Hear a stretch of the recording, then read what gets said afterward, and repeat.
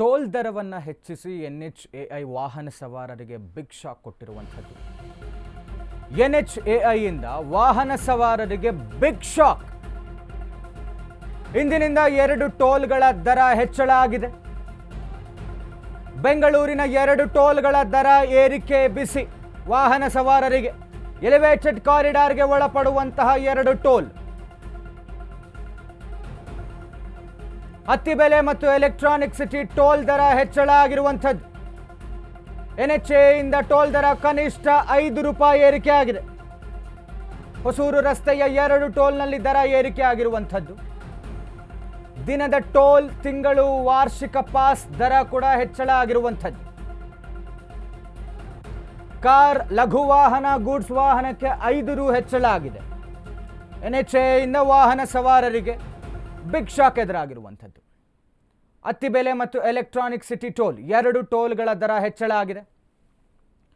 5 ರು ಹೆಚ್ಚಳ ಆಗಿರುವಂಥದ್ದು. ಕಾರ್, ಗೂಡ್ಸ್ ವಾಹನ, ಲಘು ವಾಹನಗಳಿಗೆ ಟೋಲ್ ದರ, ಅದು ದಿನದ ಟೋಲ್ ಆಗಿರಬಹುದು, ಮಂತ್ಲಿ ಇರಬಹುದು, ಅಥವಾ ಆನ್ಯುಯಲ್ ಪಾಸ್ ಏನಿರುತ್ತಲ್ಲ ಅದರ ದರ ಕೂಡ ಹೆಚ್ಚಳ ಆಗಿರುವಂಥದ್ದು. ವಾಹನ ಸವಾರರಿಗೆ ಒಂದು ರೀತಿಯಾದಂಥ ಶಾಕ್. ತಮಿಳುನಾಡಿಗೆ ಕನೆಕ್ಟ್ ಆಗುವಂಥ 2 ಟೋಲ್ಗಳು, ಅತ್ತಿಬೆಲೆ ಮತ್ತು ಹೊಸೂರು ಟೋಲ್ಸ್, NHAI ಇಂದ ಎಲಿವೇಟೆಡ್ ಕಾರಿಡಾರ್ಗೆ ಒಳಪಡುವಂತಹ ಈ ಒಂದು 2 ಟೋಲ್ಗಳು, ಇದೀಗ ಟೋಲ್ ದರ ಹೆಚ್ಚಳ ಆಗಿರುವಂಥದ್ದು. ವಾಹನ ಸವಾರರಿಗೆ ಮತ್ತೊಂದು ಶಾಕ್ ಈ ಟೋಲ್ ದರ ಹೆಚ್ಚಳದಲ್ಲಿ. ಡೀಟೇಲ್ಸ್ ಕೊಡ್ತಾ ಹೋಗ್ತಾರೆ ನಮ್ಮ ಪ್ರತಿನಿಧಿ ಲಕ್ಷ್ಮಿ. ತಮಿಳುನಾಡಿಗೆ ಕನೆಕ್ಟ್ ಆಗುವಂತಹ ಈ 2 ಟೋಲ್ಗಳು, ಅತ್ತಿಬೆಲೆ ಮತ್ತು ಹೊಸೂರು, ಎಲಿವೇಟೆಡ್ ಕಾರಿಡಾರ್ಗೆ ಒಳಪಡುತ್ತೆ. ಇದು ಮಂತ್ಲಿ ಅಥವಾ ಆನ್ಯುಯಲ್ ಪಾಸ್ ಇರಬಹುದು ಅಥವಾ ಡೈಲಿ ಟೋಲ್ ಇರಬಹುದು. ಇದೀಗ 5 ರೂಪಾಯಿ ಹೆಚ್ಚಳ ಆಗಿರುವಂಥದ್ದು. ಏನಾಗ್ತಾ ಇದೆ ಡೀಟೇಲ್ಸ್ ಕೊಡೋದಾದ್ರೆ?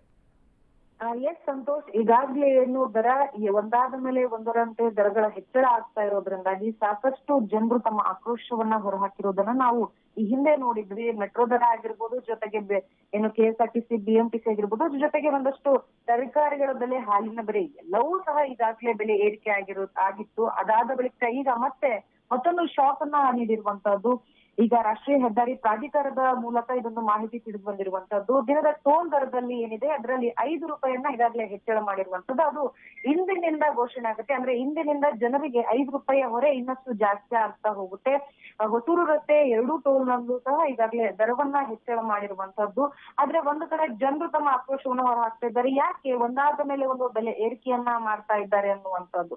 ನಾವಿಲ್ಲಿ ಗಮನಿಸಬೇಕಾಗಿರುವಂತದ್ದು ಏನು ಅಂತಂದ್ರೆ, ದ್ವಿಚಕ್ರ ವಾಹನಗಳಿಗೆ ಯಾವುದೇ ರೀತಿಯಾದಂತಹ ಬೆಲೆ ಅಂದ್ರೆ ದರವನ್ನ ಏರಿಕೆ ಮಾಡಿಲ್ಲ.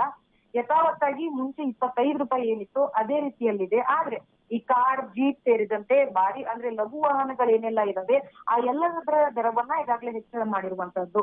ಲಾರಿಗೆ ಒಂದು ಸೈಡ್ ಅಲ್ಲಿ ಹೋಗುವುದಕ್ಕೆ 170 ರೂಪಾಯಿ ಇತ್ತು, ಈಗ 5 ರೂಪಾಯಿ ಜಾಸ್ತಿ ಆಗಿರೋದ್ರಿಂದ 175 ರೂಪಾಯಿ ಆಗಿರುವಂತದ್ದು.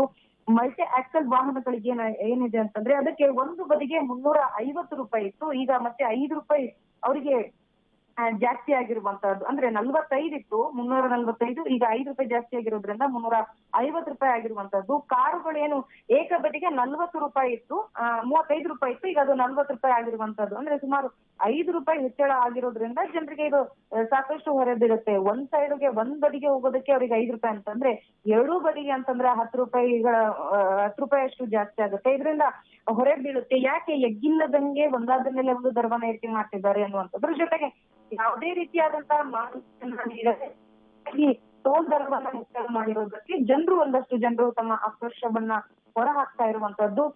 ಇದು ಅತ್ತಿಬೆಲೆ ಮತ್ತು ಎಲೆಕ್ಟ್ರಾನಿಕ್ ಸಿಟಿ ಟೋಲ್ ದರ ಹೆಚ್ಚಳ ಏನಿದೆ ಅಲ್ಲಿ ಸಾಕಷ್ಟು ಜನರು ಓಡಾಡುವಂತಹದ್ದು. ಹೆಚ್ಚಾಗಿ ನಮ್ಗೆ ಗೂಡ್ಸ್ ವಾಹನಗಳನ್ನ ಸಹ ಅಲ್ಲಿ ನಾವು ಕಂಡು ಬರುತ್ತಂತದ್ದು. ಲಾರಿ ಮತ್ತೆ ಏನು ಮಲ್ಟಿ ಆಕ್ಸಲ್ ವಾಹನಗಳು ಹೆಚ್ಚಾಗಿ ಓಡಾಡ್ತಾ ಇರೋದ್ರಿಂದಾಗಿ ಅಲ್ಲಿ ಇನ್ನೂ ಹೆಚ್ಚಿನ ಹೊಡೆತವನ್ನ ಈಗ ಲಾರಿ ಮಾಲೀಕರಿಗೆ ಬೀಳುವಂತದ್ದು. ಸಂತೋಷ್. ಥ್ಯಾಂಕ್ ಯು ಲಕ್ಷ್ಮಿ ತಮ್ಮೆಲ್ಲ ಡೀಟೇಲ್ಸ್ಗಾಗಿ.